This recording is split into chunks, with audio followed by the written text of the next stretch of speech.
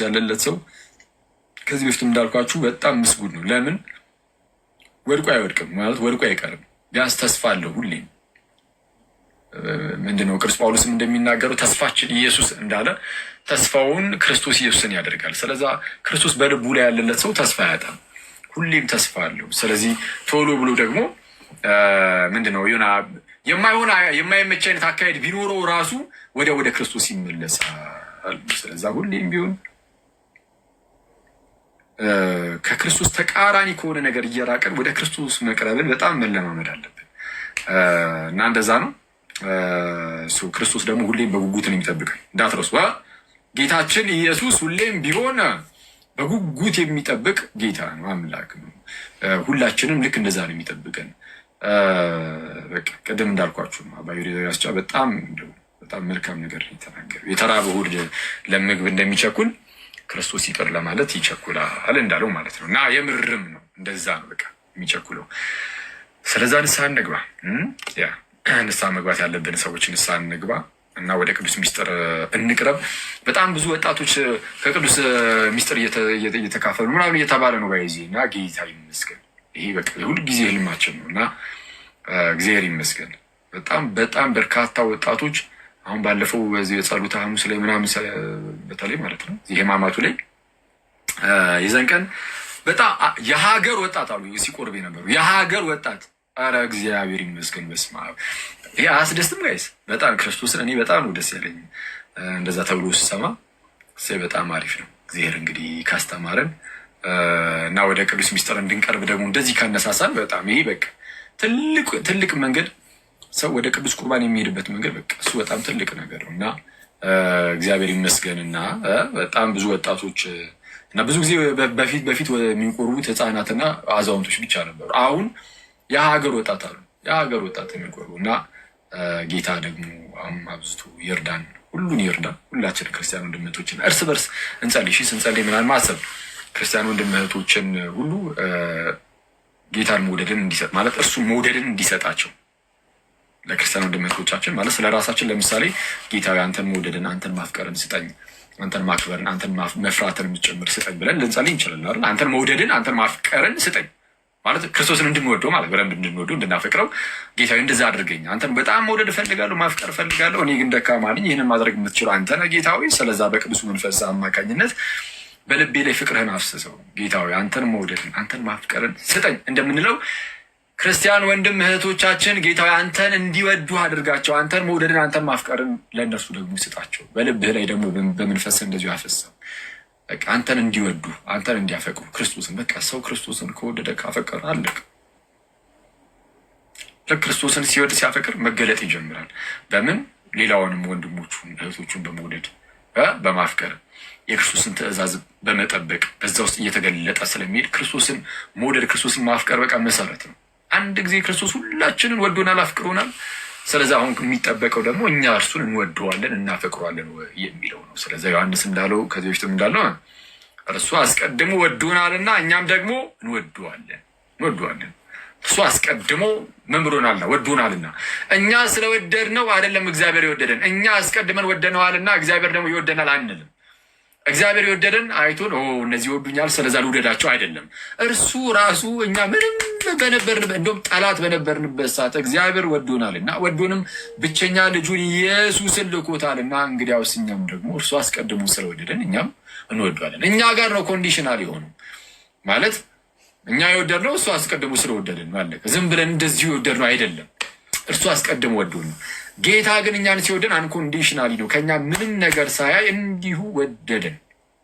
ስለዚህ እኛ ደግሞ እንወደዋለን እና እግዚአብሔርን መውደድ፣ እግዚአብሔርን ማክበር፣ እግዚአብሔር እንዳላቸው ህዝቦች መኖር ምናምን በጣም ይጠበቅብናል። በጣም ከኛ ከኦርቶዶክሶች በተለይ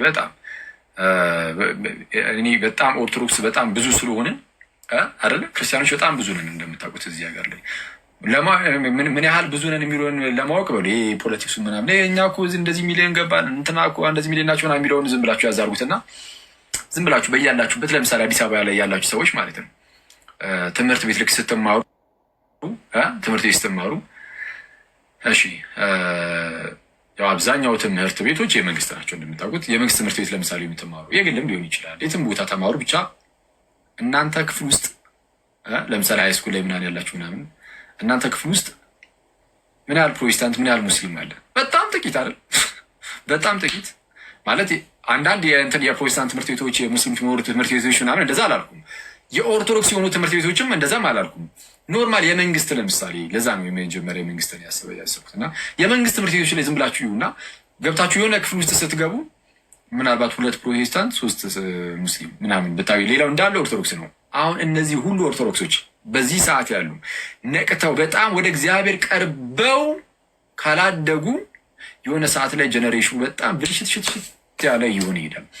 ስለዛ ምንድን ነው በጣም ብዙ ነን ክርስቲያኖች በጣም ብዙ ስለሆንን እግዚአብሔርን መፍራት፣ እግዚአብሔርን መውደድ፣ እግዚአብሔርን ማክበር የምርም እግዚአብሔር የሚባል አምላክ እንዳለን በጣም በልባችን ውስጥ መያዝ እኔ ለሁሉም በጣም ይበጃል። ኢቭን ለሀገር ሰላምም ይበጃል። ለሀገር ሰላምም ይበጃል እንደው ሌላው ቀርቶ ማለት ነው። እና በጣም ብዙ ነገር ነው የሚቀየረው ጋይስ። እና ይሄ ትውልድ በጣም እንደው የሆነ ታሪክ ነው መስራት ያለበት። ክርስቶስ አክቹዋሊ ታሪክ የሚሰራው እግዚአብሔር አምላክ ነው፣ ግን በዚህ ትውልድ መሰራት አለበት። እኛ ለእግዚአብሔር በጣም ምቹ መሆን አለብን። ይሄ ትውልድ ለእግዚአብሔር በጣም ምቹ ሆኖ እግዚአብሔር እንደው በደንብ የሚሰራብን አይነት ልንሆን ይገባል። ከአንዲት እንደዚህ ከተሃድሶ ከመጣች እህት ጋር እያወራን ተለቅ ያለች እህት ይህንን ሀሳብ አንስተው ነበር። ምን አይነት ሀሳብ እያወራን እያለ ይኖስ የተነሳው ሀሳብ ምን ነበር? አትሊስት ከዚህ ትውልድ በፊት እኛ ለምሳሌ ወይ ስንወለድ ምናምን እናት አባቶቻችን ወደ ኤርትራን ቢያንስ ሂዱ ይሉናል አይደል? በቃ ቢያንስ ወደ ኤርትራን ሂዱ ምናምን የተወሰነች እድሜ እስክናድግም ድረስ ቢሆን እየሄዱ ማስቆረብ ምናምን በጣም ላይረዱት ይችላሉ አይደለ? ስለ ቅዱስ ቁርባን ምናምን አሁን ያናድ በጣም እኮ ላይረዱት ይችላሉ። ኢቭን እነሱ ራሱ እኮ አይቆርቡም። የሆነች ሰዓት ላይ ሄደው ብቻ ቅዳሴ ላይ የሆነች ሰዓት ላይ ቢሆን ደርሰው ምናምን ያስቆርቡ በኋላ ምናምን ነገር ቢያንስ ከቤርሳን አትራቁ ሄዱ እንጂ ቤርሳን ምናምን አስቀድሱ ምናምን የሚል ነገር ቢያንስ ነበረ። ከዛ በኋላ ትንሽ አደግ ስንል ያው እኛም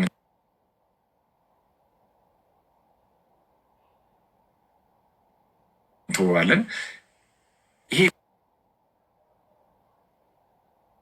ወደ ኤርትራ ሂዱ የሚለው ነገር ቢያንስ አለ፣ ግን መረዳቱ ግን ብዙም ላይኖረን ይችላል። አሁን ላይ እሱን ያለው እውነቱን ለመነጋገር ያህል አይደል፣ አብዛኞቻችን በጣም በሚያሳዝን ሁኔታ መረዳቱ የለንም።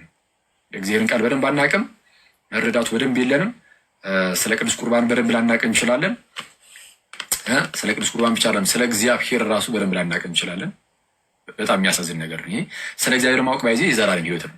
ከዚህ ቀደም እንዳልኳችሁ ጌታችን ኢየሱስ ምንድን ያለው በዮሐንስ ወንጌል ምዕራፍ 17 ላይ ሊቀ ካህናት እንደመሆኑ የጸለየው ጸሎት ላይ እውነተኛ አምላክ የሆንክ አንተን ብቻ የላከውንም ኢየሱስ ክርስቶስን ያውቁ ዘንድ ይህች የዘላለም ሕይወት ናት። ያውቁ ዘንድ ነው ያለው። እውነተኛውን አምላክ ማወቅ፣ ስለ እግዚአብሔር ማወቅ የዘላለም ሕይወት ነው። ስለዛ እግዚአብሔርን ማወቅ አለብን። ገብርኤል አምላኬ የሚል ሰው መኖር የለበትም። እንደዛ ካለ ማለት ነው። አይ እንደው በየዋህነት ነው ሊባል ይችላል። ግን እየፈለገ በየዋህነትም ቢሆን ይሄ በጣም መሻሻል አለበት። እንዲህ የሚባል ነገር ስለሌለ ማለት ነው። አደገኛ ነው። ስለዛ የእግዚአብሔር ቃል ያስፈልጋል። እንዲህ እንደዛ ዝም ብሎ በቃ ቢሆንም ችግር የለውም ቢባልማ ሃይማኖትን ባልተሰጠን ነበር። ለቅዱሳን አንድ ጊዜ ፈጽሞ ስለተሰጠ ሃይማኖት ተጋደሉ የሌለ ሰው እንደዛ ስለሆነ እንደዚህ የሚሳሳቱ ወንድመቶች ካሉ ምናምን ቶሎ እየሄዱ ማስተማር ምናምን ያስፈልጋል። ቤተክርስቲያናችን በጣም ጠንቁቅ ከመሆኗ የተነሳ ማለት ነው ህፃናት ልክ ሲጠመቁ የእንጀራ እናት ምናምን ልንነበር የክርስትና እናትና የክርስትና አባት ብላ ታያይዜለ ከህፃኑ ጋር ህፃኑ ሲጠመቅ አሁን የእግዚአብሔርን ቃል አያውቅም። ያ ህፃን ግን እየተጠመቀ ነው፣ የእግዚአብሔርን ጸጋ እየተቀበለ ነው። ስለዚህ ምን ይጠበቅበታል? መማር፣ የእግዚአብሔርን ቃል ማወቅ ይጠበቅበታል። ስለዚህ ቤተክርስቲያናችን የክርስትና እናት የክርስትና አባት ብላ ያዘጋጀችው ለምንድን ነው? ምሎ ነው ባይዜ የሚቀበለው እና የክርስትና እናት ወይም የክርስትና አባት ሆኖ የሚቀርቡ ሰዎች የዛ የጥምቀቱ ሰዓት ህፃኑ ሲጠመቅ ጸሎተ ሃይማኖትን ኮንፌስ ያደርጋሉ።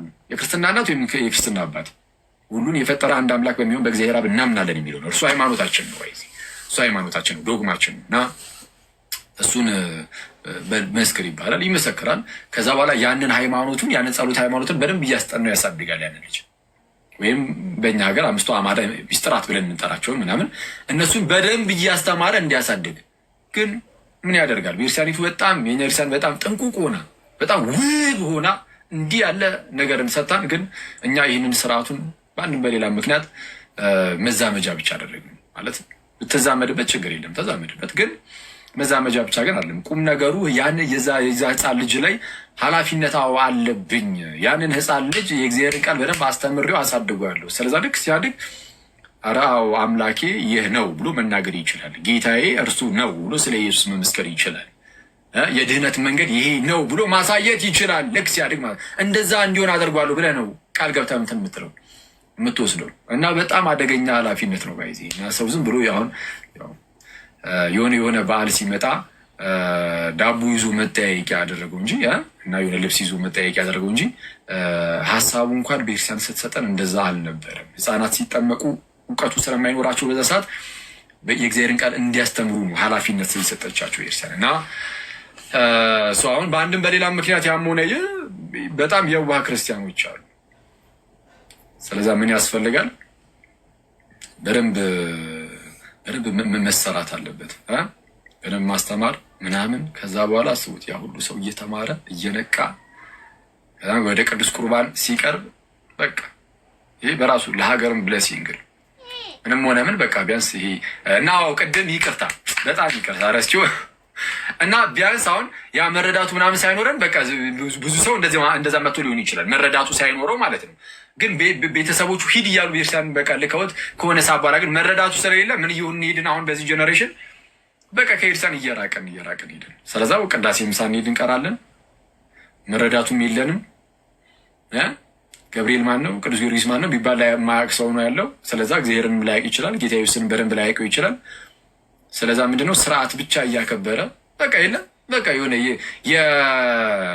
የልምድ ብቻ ክርስቲያን ሆነን የምንኖር አይነት ሆነን በጣም ብዙዎቻችን አረ ሰንበት ነው እኔ ይችን እንደዚህ አልነካም ብሎ ግን ቀረብ ብለህ ስለ ስላሴ ላያውቅ ይችላል። ስለ ስላሴ ማለት በጣም ብዙ ላይ በንሰጠረው እኮ ይችላል። ግን እግዚአብሔርን ማወቅ እስካለበት ድረስ አረ ምን ዋናው ማወቅ ምን አይደለም ምናምን እንዳይል አንድም ሰው ግዴታ ነው ብያቸዋለሁ።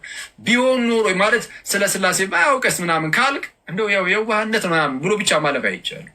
እንደዛ ቢሆን እንዳልኳችሁ እግዚአብሔርም ምንድነው ሃይማኖትን አንድ ጊዜ ፈጽሞ ባልሰጠ ነበረ። ፈጽሞ የሰጠው በቃ እንድናቅ ነው፣ አውቀን ደግሞ ድህነት እንዲሆንልን። ስለዛ ምንድነው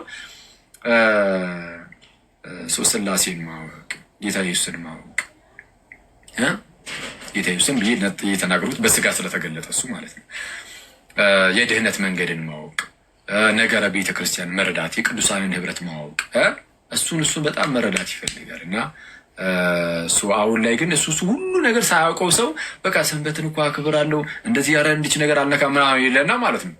ግን ይሁን ሁሉ ነገር ግን ይስተዋል። ይሄ በጣም አደገኛ ነው። ከዛ በኋላ እሱ የሚወልዳቸው ልጆች ደግሞ ምን ይሆኑ የሚሆኑት አሷችሁታል ጋይስ። ከኢሳን እየራቀ ከማስቀደስ ጭራሽ ወተን የምንወልዳቸው ልጆች ደግሞ አስቡት። አሁን ብዙ ሰው አሁን ማለት ነው እንግዲህ አሁን ተሻሽሎ ሊሆን ይችላል እንጂ ልጁን እንኳን በስነ ስርዓት እየሄደ የሚያቆርብ እንኳን ሰው ደግሞ እየጠፋ መጣ አይደለ? እንደዛ እየሆነ መጥቶ ነበር። አሁን የተሻሻለ ሊሆን ይችላል። ግን አስባችሁታል? ቀጣዩ ትውልድ ደግሞ ጭራሽ ቆርቦም አያድግም።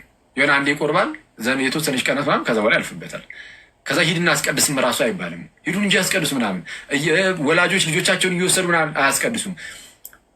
በእንደዚህ ሁኔታ ውስጥ ካደጉ እነዛ ሰዎች ጣፋንታቸው ወይ ኤቲስት ምናምን ነው ቀስ ብሎ ማለት ነው፣ ወይ ሌላ ቤተ እምነት የሚግባት።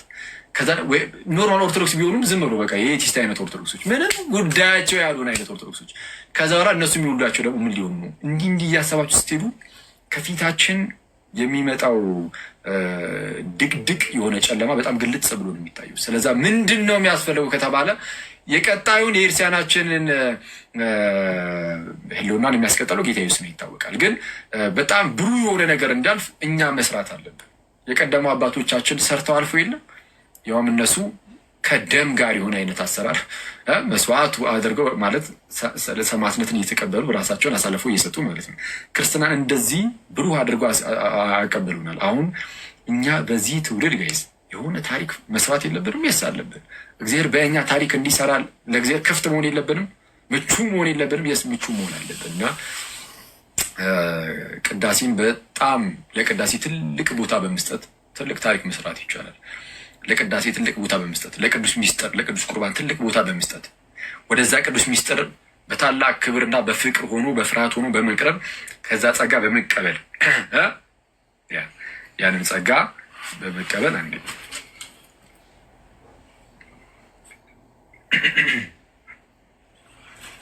እና የእግዚአብሔርን ጸጋ ከዛ ከቅዱስ ሚስጥር በመቀበል ራሳችን በርን በማጽናት አስቡት።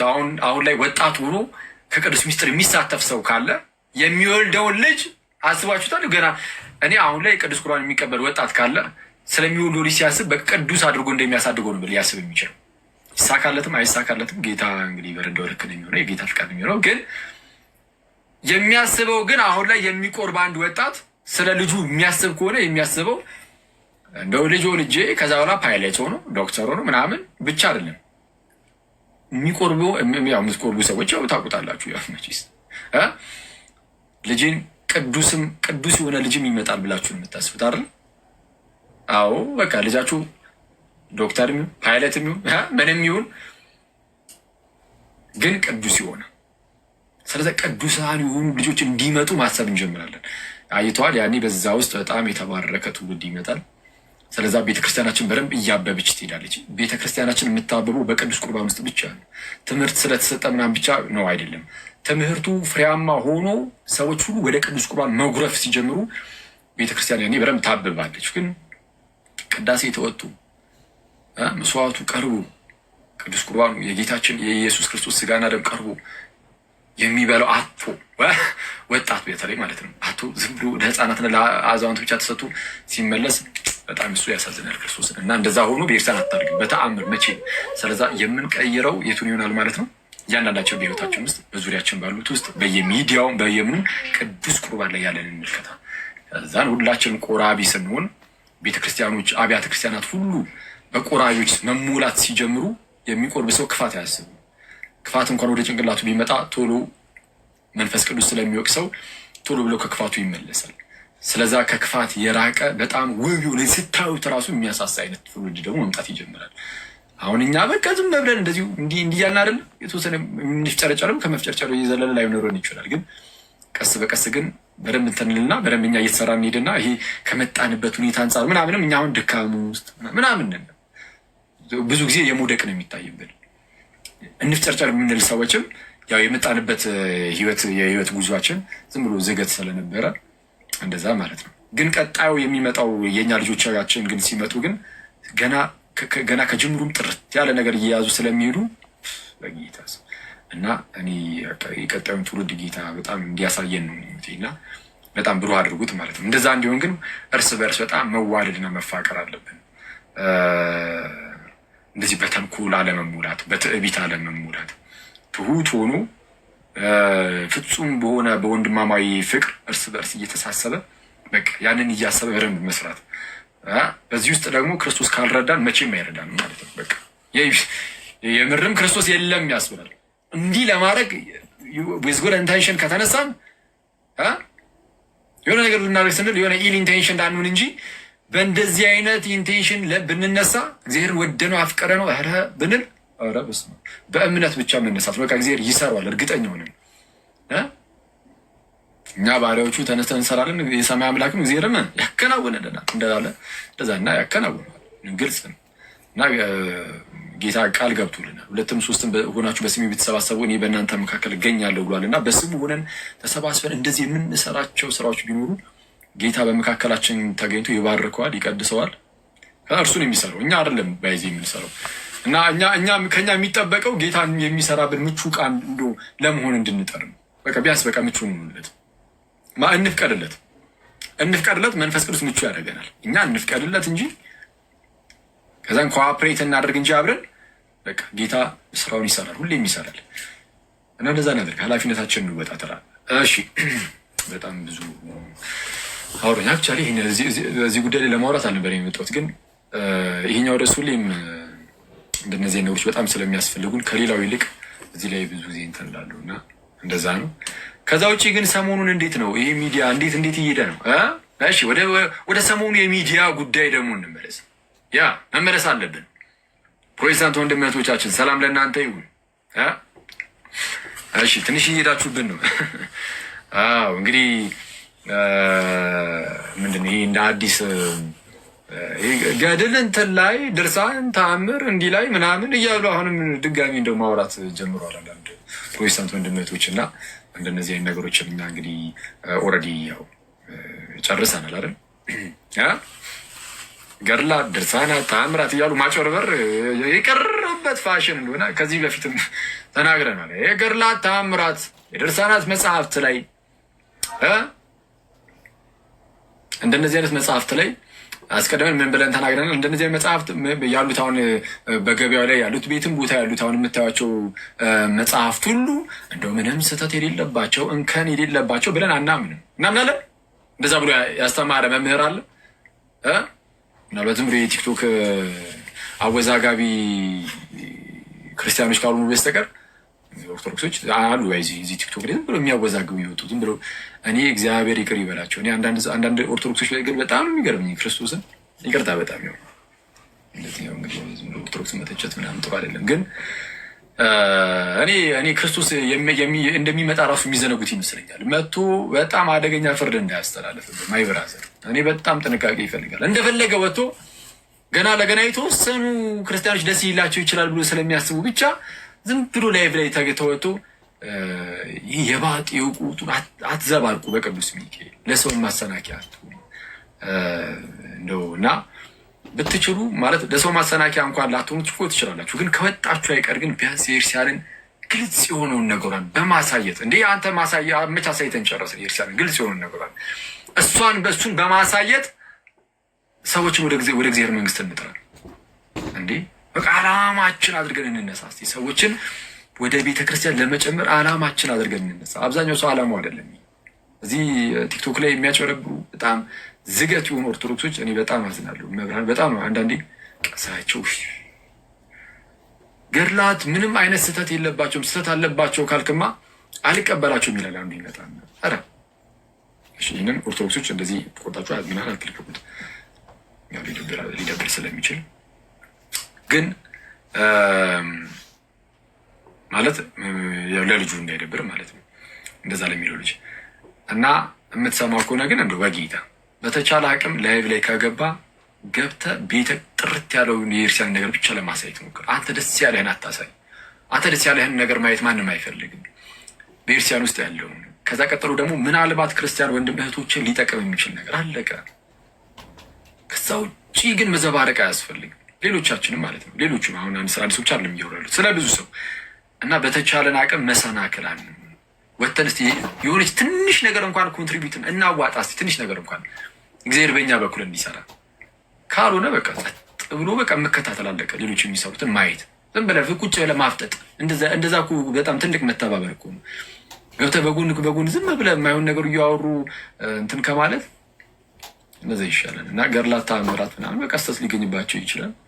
ሁሉም ነው የሚያምነው። ይሄ በእኛ ኤርሲያን ውስጥ ሁሉም በቃ ያምነዋል። አለቀ። ሊገኝባቸው ይችላል። መመርመር አለባቸው። የሊቃውንቱ ጉባኤ ያቸው ምናምን እንደዚህ ሁሉም ነው የሚባለው። ቪዲዮ ሰሞኑን ሲባል ሰምተናል አይደለ? ስለዚ ስህተት ሊኖርባቸው እንደሚችል ሁሉም ያውቃል። እና ምንድን ነው ሰው እንደነዚህ አይነት መጽሐፍትን ይዞ አሁን ክርስቲያኖችን ለማጭበርበር የሚሞክር አሁን ላይ የለም። በእርግጥ የለም።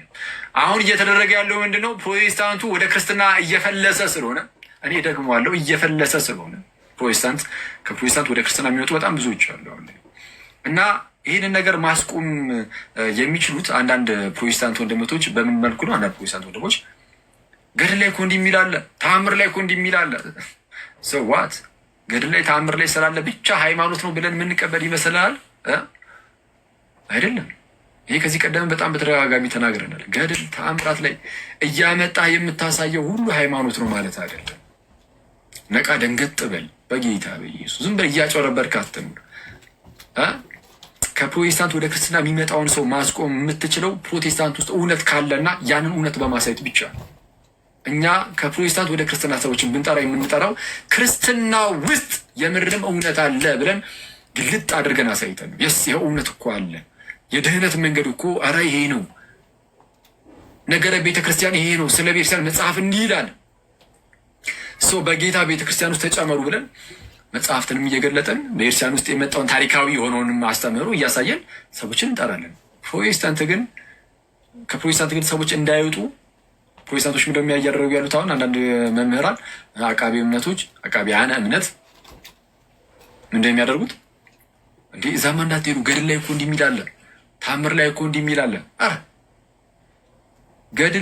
ገድል ላይ ተአምር ላይ አይታችሁ አንብባችሁ ማለት ነው፣ ወይም ተነግሯችሁ ለጭንቅላታችሁ ከበድ ቢል እንዴት አድርጌ ልመኑ ይህን ነገር ብለህ ራስን ታስጨንቃለህ። ኧረ በጌታ ስም ጭራሽ ራስን ማስጨነቅ አይጠበቅብህም።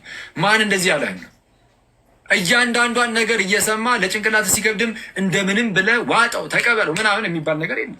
እዛ አይደለም። በቃ አንተ ገድል የተጻፈልህ እንደው ለጭንቅላት የሚከብደውንም ነገር ሁሉ እያያዝክ እንድትቀበል ምናምን አይደለም። ገና ከጅምሩ የሚመረመሩ መጽሐፍት ናቸው እየተባልክ ለእንደዚህ ጭንቀት ራስንም እንድትዳርግ ቤተክርስቲያንም እንደዛም አትልህም። የምትልህ ቤተክርስቲያን ምንድን ነው? መጽሐፍቱን ከሰጠች የገድላት መጽሐፍትን የሰጠችበት ዋናው ምክንያት ለአንተ ለምንድን ነው? እንደው አንብበህ ከዛ በኋላ ገድል የቅዱሳን ሰዎች የህይወት ታሪክ አይደለም።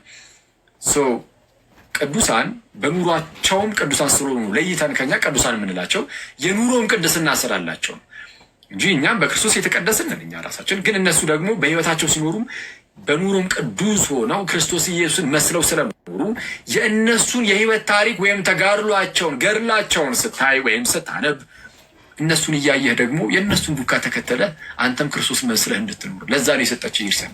ስለዛ ገድሉን ስታነበው እሱን ብቻ እያሰብክ አንብብ። አለቀ። እሱን ብቻ እያሰብክ አንብብ።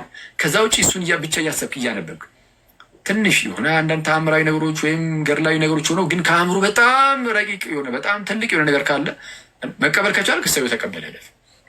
መቀበል ባትችል ዝም ብለው እለፍ። ግዴታ ካልተቀበልከው እኮ የሚልህ የለም። ካልተቀበልከው ከክርስትና ትወጣለህ የሚል አለ በጌታ። እንደዛ የሚል አሁን ክርስቲያን ሊኖር ይችላል፣ ግን ከየት አመጣህ ተብሎ ይጠየቃል። አምጣ መጽሐፍ ግለጥ። ከአባቶቻችን እንደዚህ ብሎ ያስተማሩበት ምንም ነገር ብታዩ ዝም ብላችሁ ተቀበሉ። ምንም በቃ በአእምሯችሁ እንትን እንደዚህ የሚባል ነገር አንዳንድ ሰው መጽሐፍ ቅዱስ ላይም እኮ ለአእምሮ የሚከብድ ነገር አለ የሚል ሰው አለ። ትክክል ነው። መጽሐፍ ቅዱስ ላይ ለአእምሮ የሚከብድ ነገር አለ። ቢያንስ መጽሐፍ ቅዱስ እርግጠኛ የሆነ እስትንፋሰ እግዚአብሔር ነው ማለት የእግዚአብሔር ቃል ነው። እርግጠኛ የሆነ የእግዚአብሔር ቃል ወይም እስትንፋሰ እግዚአብሔር ማለት ምን ማለት ነው? ከሌሎች መጽሐፍት ሁሉ ይለያል አጻጻፉ። እንዴት ጸሐፊያኑ ራሱ ሲጽፉ በምን መልኩ ይጽፉ እንደነበረ ራሱ አናውቅም። ማለት እንዴት አይነት መገለጥ እንደሆነ የእግዚአብሔር መገለጥ እንዳለ ሀሳቡን የሚሰጣቸው እግዚአብሔር እንደሆነ ከእግዚአብሔር እንደሆነ የሀሳብ ሲጽፉ የሀሳብ ከመንፈስ ቅዱስ እንደሆነ እኮ እናውቃለን። ግን በምን መልኩ ራሱ እንደሆነ በማንረዳው ደረጃ የእግዚአብሔር ቃል መጽሐፍ ቅዱስ ከየትኛውም መጽሐፍ ጋር አይነጻጸር፣ ንጽጽር ላይ አይቀርብም። መጽሐፍ ቅዱስ ላይ እንዲህ ስለሆነ እዚህ ላይ እንዲህ እናደርግ ብቻ ብለን እንደዚሁ የምናጠው አይደለም። ግን ለንጽጽር በአንድም በሌላ ምክንያት የምናስቀምጣቸው ነገሮች ኦፍኮርስ ይኖራሉ። አንዳንድ መምህራን ሲሰጡ እናያለን። ይኸው መጽሐፍ ቅዱስ ላይ እንዲህ ይላል ምናምን፣ ትክክል ነው፣ ጥሩ ነው። ግን መጽሐፍ ቅዱስ ላይ እንደዛ ስለምንቀበል ከአእምሯችን በላይ ስለሆነ የሚሆኑ ነገሮችን መጽሐፍ ቅዱስ ላይ እንደምንቀበል ሁሉ ገድል ላይም የምናያቸውን ከአእምሮ በላይ የሚሆኑትን ነገሮች ሁሉ የግዴታ ተቀብሉ ብሎ ግን እንደዛ አናስገድድም። ከተቀበል ያንን ነገር አስበህ መጽሐፍ ቅዱስ ላይ ያለውን ይሄ ከአእምሮ በላይ የሆነውን ነገር እያሰብክ አዎ ለእግዚአብሔር የሚሳነው ነገር የለም እያልክ ብትቀበል እሱ ትልቅ ነገር ነው። ገድላት ላይ ያለውንም ማለት ነው ለእግዚአብሔር የሚሳነው ነገር የለም ብለህ ብትቀበል በጣም ትልቅ ነገር ነው። ስለዛ እምነትህን ያደረግከው በቃ እግዚአብሔር ላይ ነው። ኦኬ እግዚአብሔር ይችላል የሚለው ላይ ግን ደግሞ በአንድም በሌላ ማይተው ደግሞ ይሄ ነገር እንደው ካልክ በቃ በለው እና በቃ ዝም ብለህ በቃ ሳትቀበለው ሳታምነው ዝም ብለህ እለፈው። አለቀ። ዝም ብለህ ዝም ብለህ እለፈው። አለቀ። አሁን እንደዚህ ከሆነ ገድላት ተአምራት ላይ በዚህ መልኩ ከሆነ የምንረዳው የትኛው ጀግና ነው አሁን ገድል ምናምን ከፍቶ እንደዚህ ገድል ላይ እኮ እንዲህ ይላል ብሎ ሊያስት ይችላል? አያስችልም። በቃ አንተን አያስትህም። አይደለም አንተን ልባም ፕሮቴስታንት ወንድመቶቻችንን ወደ ጌታ ኢየሱስ ከመምጣት ወይም ደግሞ ወደ ኢርሳን ከመምጣት ክርስቶስን ሊያውቁት ይችላሉ። በዚህ ፕሮቴስታንቶች ሙሉ በሙሉ ከኢርሳን ውጭ ናቸው። ኦፍኮርስ በቃ ከጌታ ተነጥለዋል። ግን ከጌታ ርቀዋል ማለት ግን ምክንያቱም የጌታ ኢርሳን ውስጥ ስለሌሉ ከዛ አንጻር ነው ከጌታ ርቀዋል የሚለው። በዚህ ያ ማለት ግን በፕሮቴስታንት ውስጥ አንዳቸውም እንኳን እንደው በቃ የምርም በቃ እንደው ክርስቶስን አይጠሩትም ምናምን ማለት አይደለም። በምስኪን በጣም በየዋህ ልብ ሆነው ክርስቶስን የሚማጸኑ ሰዎች አሉ እና ክርስቶስ ደግሞ የምርም የሚሰማቸውና ሰምቷቸው ደግሞ ግን ወደ ኢርሳን የሚያመጣቸው ይኖራሉ። የምርም ሰምቷቸው ክርስቶስ በንጹህ ልብ ሆነው የሚያደርጉ ዝም ብሎ የእግዚአብሔር ቃል በደንብ ተነግሯቸው አልሰማም ብሎ ልባቸውን ድንድን አድርገው አረ የመዳን መንገድ ክርስቶስ ያስተማረው ይህን ነው። ለምሳሌ ጥምቀቱ፣ ቅዱስ ቁርባን ምናምን ብለህ አሳይተው በግልጽ እኮ አስተምረው አሳይተው ግን ልቡን ድንድን ያደረገ እሱ ተው በቃ አለቀ። ልቡን ያደነደነ ነው። ጌታ ልቡን ይክፈትለት። ያ አደገኛ ነው። ክርስቶስን ያገኘዋል ማለት ዝም ብሎ ይሄ ከክርስቶስ ጋር እየኖረ ነው ማለት አይደለም። እንደዚህ አይነት ሰው እና ከክርስቶስ ጋር ግንኙነት አለውም ጭራሽ ሊባል አይችልም እንደዚህ አይነት ሰው። ይህን እርግጠኛ ነኝ ብዬ አስባለሁ። እንግዲህ ጌታ ያውቃል። ከዛ ውጭ ግን በግልጽ እንደዚህ ሳታስተምሯቸው ሳናስተምራቸው ሳናሳያቸው ምናምን በቃ በዋህነት እንደዚህ የሚኖሩ ግን ሚስኪኖች ደግሞ ይኖራሉ። ሚስኪን ፕሮቴስታንት ወንድሞች በቃ ክርስቶስን የሚጣሩ ምናምን እና እንደነዚህ አይነት ሰዎች ምናልባትም ክርስቶስ የምርም ይሰማቸው ይሆናል እና ይሰማቸውና ወደ ራሱ ግን ይስባቸዋል። እንደነዚህ አይነት ሰዎች በቃ ይመጣሉ። አሁን የምርም ክርስቶስ እየሰማቸው ያሉ ሰዎች ምናምን ከሆኑ በቃ እርግጠኛ ሆኜ የምነግራችሁ ክርስቶስ ይህንን ነገር ያደርግላቸዋል። የቱን መንገዱን ያሳያቸዋል። የእርሱን ቤት ያሳያቸዋል። የኔ ቤት እኮ እዚህ ነው ይላቸዋል። ይኸው አካሌ ይላቸዋል። ማለት ቤተ ክርስቲያን የክርስቶስ ሁሉን በሁሉ የሚሞላ የክርስቶስ ማለት ነው ሙላቱ ናት ነው የተባለችው ብያቸዋለሁ። ኤፌሶን ምዕራፍ 1 ላይ እንደዛ ነው የሚለው ጳውሎስ አይደለ? እርሷን ይላል ቤተ ክርስቲያንም ሁሉን በሁሉ የሚሞላ የኢየሱስ የእርሱ ሙላቱ ነች። እርሱ ራስ ነው፣ አካል ሆና የእርሱ ሙላቱ ተባለች። እንዴ ቤተክርስቲያን የክርስቶስ ሙላቱ ናት። እናችን ቤተክርስቲያን ኢየሱስ ያሳያል። በቃ አለቀ። እቺ ቤተክርስቲያን ያሳያል።